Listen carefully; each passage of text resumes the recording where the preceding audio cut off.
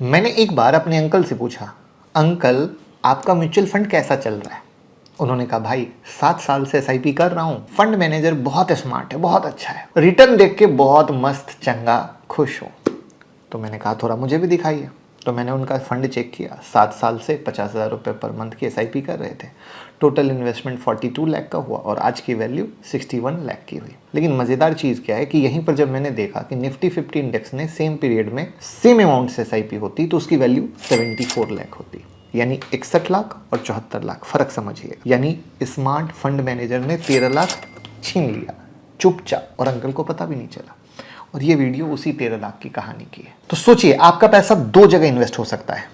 एक तरफ है हाईली पेड फंड मैनेजर जिनके पास रिसर्च टीम, एनालिस्ट और डिकेड का एक्सपीरियंस है। दूसरी तरफ है एक एल्गोरिथम, एक कंप्यूटर प्रोग्राम जो रूल फॉलो करता है, इमोशन नहीं। तो यहीं पर सवाल आता है कि 2026 जो हाई वोलेटाइल मार्केट है, मार्केट गिर भी रहा है, तो कौन जीतेगा, इंसान का दिमाग या सिस्टमैटिक एल्गोरिथम का इन्वेस्टिंग। और यही हम कवर करेंगे smart beta fund versus active mutual fund में, और आपके होश उड़ जाएंगे। और एंड में मैं आपको बताऊंगा कि लॉन्ग टर्म वेल्थ के लिए कौन सा अप्रोच सबसे ज़्यादा पावरफुल हो सकता है। तो वीडियो को लास्ट तक देखिएगा, क्योंकि सब लोग नॉर्मल इन्वेस्टिंग से बाहर आ ही नहीं पाते। तो सबसे पहले बेसिक को क्लियर करना जरूरी है कि म्यूचुअल फंड जो है ना, 3 तरीके के होते हैं। अब 3 तरीके का सेंस, पहला हो गया पैसिव फंड, इंडेक्स को कॉपी करता है जैसे निफ्टी 50 इंडेक्स फंड। दूसरा हो जाता है active fund, fund manager decide करता है कौन सा स्टॉक खरीदना है। और तीसरा होता है स्मार्ट बीटा फंड।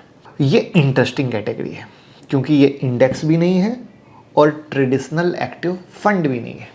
इसमें एल्गोरिथम रूल यूज़ होते हैं। एग्जाम्पल के लिए इंडेक्स को वेट करने का तरीका बदल दिया जाता है, मार्केट कैप के बेसिस पर नहीं बल्कि कुछ फैक्टर्स के बेसिस पर। और वो फैक्टर हैं वैल्यू फैक्टर, लो वोलेटिलिटी, मोमेंटम, क्वालिटी स्टॉक। इसीलिए इसको कहते हैं स्मार्ट बीटा स्टॉक। पहले आप मुझे बताइए कि आपके पास क्या स्मार्ट बीटा फंड है या नहीं है। अब स्मार्ट बीटा का कॉन्सेप्ट समझिएगा। सिंपल एग्जांपल है, नॉर्मल निफ्टी 50 इंडेक्स में रिलायंस और एचडीएफसी का वेट ज़्यादा है, ये तो आपको पता है। क्यों? क्योंकि उनकी मार्केट कैप काफ़ी ज़्यादा बड़ी है, राइट। लेकिन स्मार्ट बीटा क्या करेगा, वो बोलेगा हम सिर्फ हाई क्वालिटी कंपनी का ज़्यादा वेट करेंगे, हमको रिलायंस एचडीएफसी नहीं समझ में आता है। या हम सिर्फ लो वोलेटिलिटी स्टॉक को चूज़ करेंगे, या हम सिर्फ हाई मोमेंटम स्टॉक को चूज़ करेंगे। अब ये फैक्टर हैं जो मैंने आपको बताए थे, उसके आधार पर ये कहता है कि हम ऐसा करेंगे। मतलब हम रूल के आधार पर जाएंगे, इंसान का जजमेंट पे हमको कोई विश्वास नहीं है। अब यहाँ पर हम एक्टिव म्यूचुअल फंड की बात करते हैं। यहाँ फंड मैनेजर का डिसीजन होता है। अगर कोई एक्सपीरियंस्ड मैनेजर है तो वो आइडेंटिफाई कर सकता है कि अंडर वैल्यू कंपनी क्या है, सेक्टर रोटेशन क्या है, मैक्रो ट्रेंड क्या है। जैसे अगर समझो 2023-25 की बात कर लो तो बहुत फंड मैनेजर ने पीएसयू बैंक में, डिफेंस में, कैपिटल गुड में इन्वेस्ट किया, अर्ली बेट किया, यानी रैली शुरू होने के समय या रैली शुरू हो रही थी उस समय, और वहां पर उन्होंने अच्छा रिटर्न दिया। इसलिए एक्टिव फंड का स्ट्रेंथ क्या आया, इंसानी दिमाग। यानी अगर इंसानी दिमाग अच्छा है तो वो सबको बीट कर देगा, लेकिन अगर इंसानी दिमाग अच्छा नहीं है तो फिर आपका रिटर्न अटक जाएगा, जो मैंने अंकल वाली स्टोरी बताई। अब प्रॉब्लम कहाँ है, प्रॉब्लम को समझना बहुत ज़रूरी है। तो देखिए, रिसर्च ये बताती है कि लॉन्ग टर्म में बहुत सारे एक्टिव फंड इंडेक्स को बीट नहीं कर पाते, और 10 साल में काफ़ी फंड बेंचमार्क से अंडर परफॉर्म करते हैं। अब यहाँ पर पता है रीज़न क्या है। पहला रीज़न आ जाता है हाई एक्सपेंस रेशियो का, एक्टिव फंड में कॉस्ट ज़्यादा होता है। दूसरा होता है ह्यूमन दिमाग, तो फंड मैनेजर भी गलती करते हैं, वो भी इंसान है। और तीसरा होता है ओवर ट्रेडिंग, कभी कभी अननेसेसरी बाइंग सेटिंग। बट अब देखो, यहाँ एक राज छुपा है। ये नहीं कहा गया कि 100 में 100, बल्कि ये कहा गया कि 100 में शायद 60-70। एक एग्जाम्पल के लिए, यानी 10-20 ऐसे हैं या 30 फंड ऐसे हैं जो बेंचमार्क को बीट करते हैं। यानी अगर आप अपना दिमाग नहीं लगा रहे हैं तो उस कंडीशन में आप गलती कर रहे हैं। यानी अगर आपके पास स्टडी है, आपके पास रिसर्च है, तो आप अच्छे फंड में लगाएंगे तो वो बेंचमार्क को बीट करने वाला भी मिलेगा। यानी एक्टिव फंड भी बुरा नहीं है, एक्टिव फंड भी अच्छा है, लेकिन सिलेक्शन भी अच्छा होना चाहिए। अगर सिलेक्शन अच्छा नहीं है तो खेल खराब हो जाएगा। ये बहुत इंपॉर्टेंट पॉइंट है, इसको समझने की कोशिश कीजिएगा, ठीक है।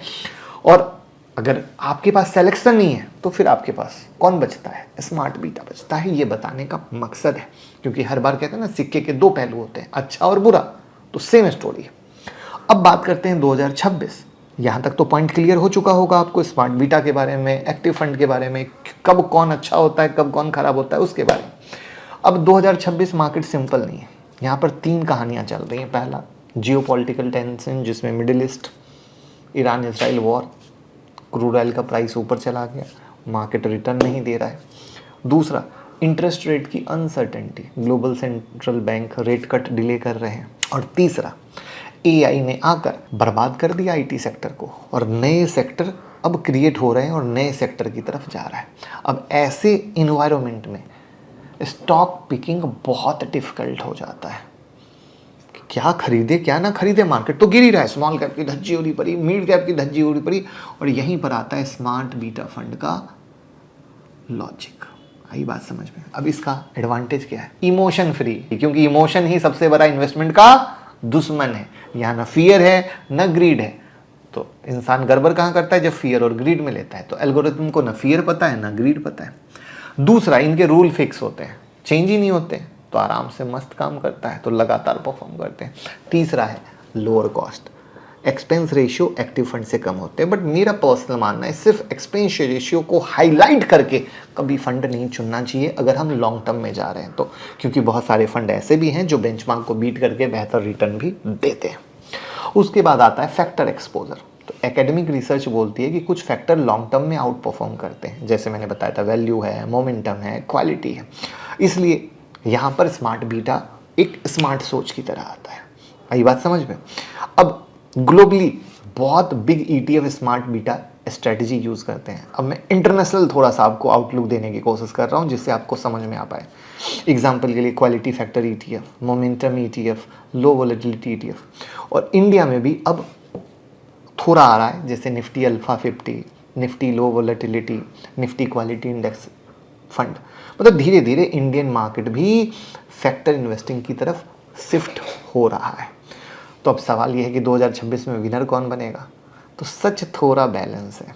अगर फंड मैनेजर बेहतरीन है, सैल्यूट करने वाला है, क्योंकि ऐसे फंड मैनेजर भी हैं, तो डेफिनेटली वो बेहतरीन रिटर्न निकाल के देते हैं। ये मेरे 21 साल का एक्सपीरियंस है।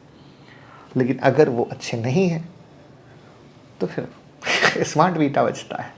तो यहाँ पर घूम फिर के अल्टीमेट कहानी आती है सिलेक्शन।